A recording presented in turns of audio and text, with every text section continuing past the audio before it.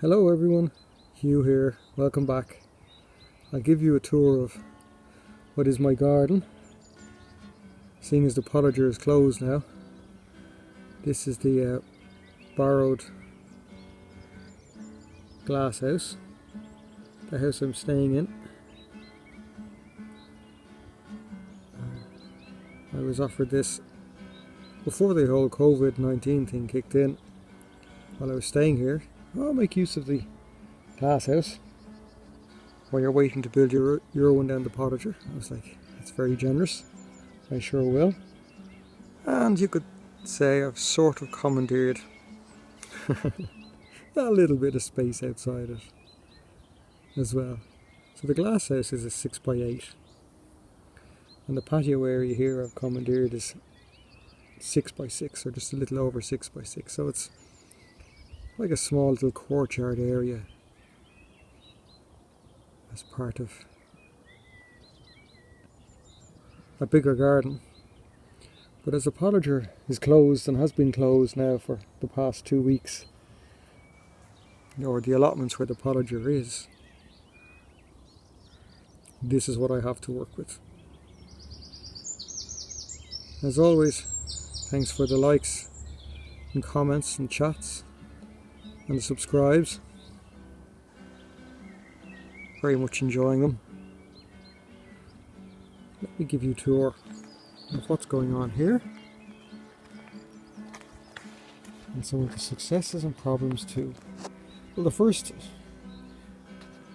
plant you can't but miss is the fritillaria here, Imperialis lutea.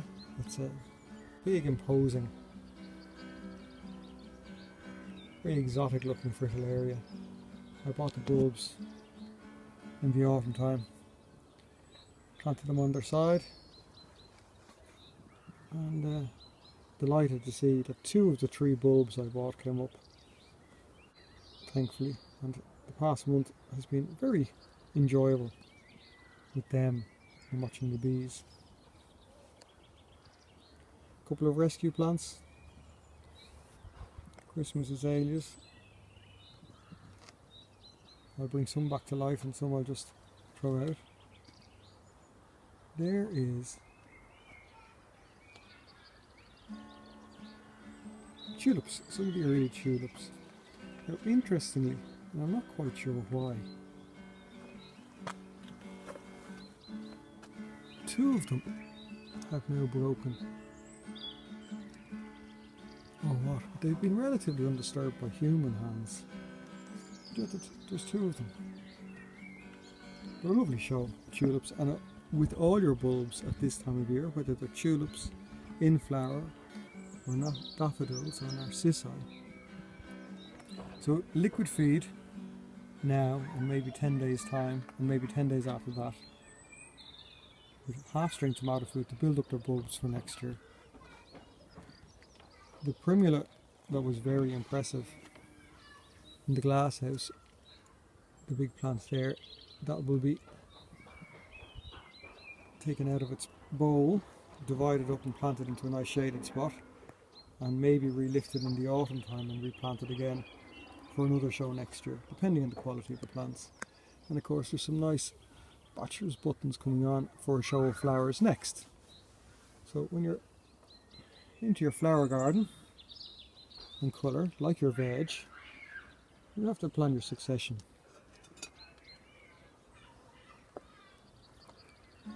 And in May, these liliums, you can see I'm hardening them off outside.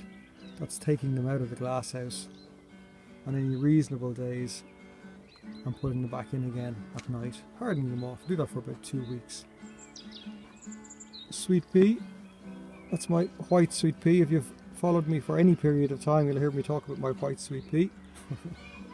Of course, grown for flowers. They were sown in November, I would think, or thereabouts, for the earliest showing you can get of the year.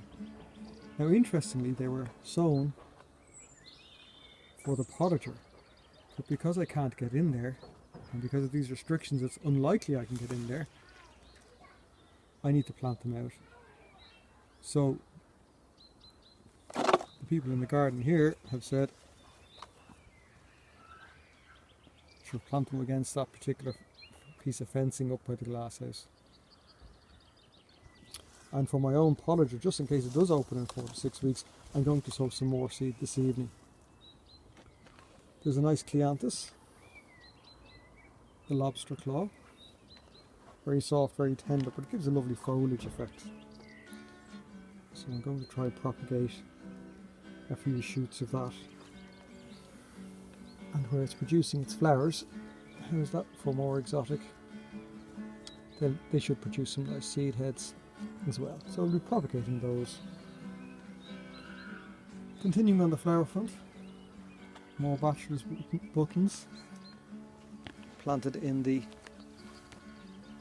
copper cylinder pot my dad made. So that's for colour now, that's going to be centrepiece. And Camisia is coming up behind, sort of a bluebell type of effect, but only taller.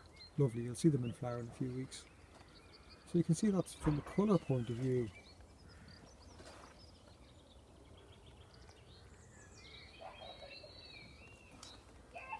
There's plenty to keep me interested in my little sort of courtyard patio area.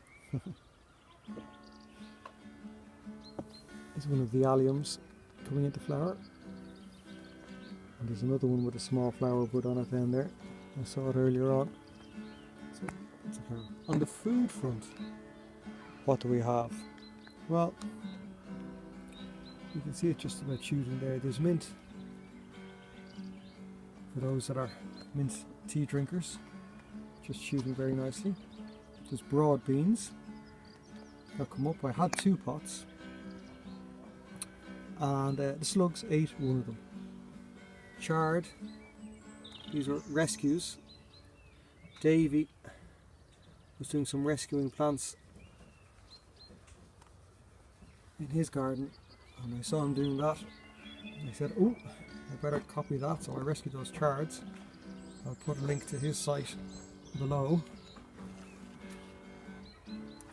And then I have garlic, you might have seen last month.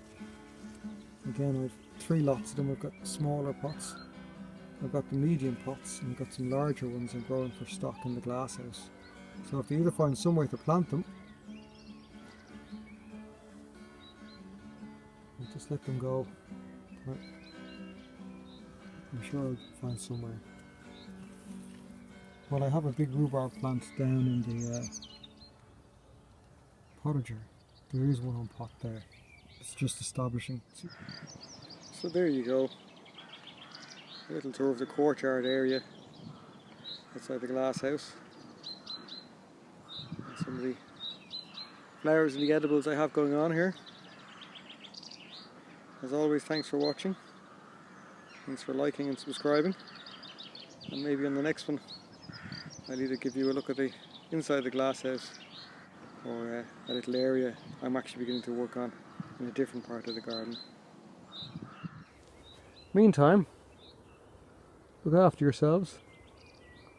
Of course, stay safe. Keep washing your hands. And see you on the next one. All the best.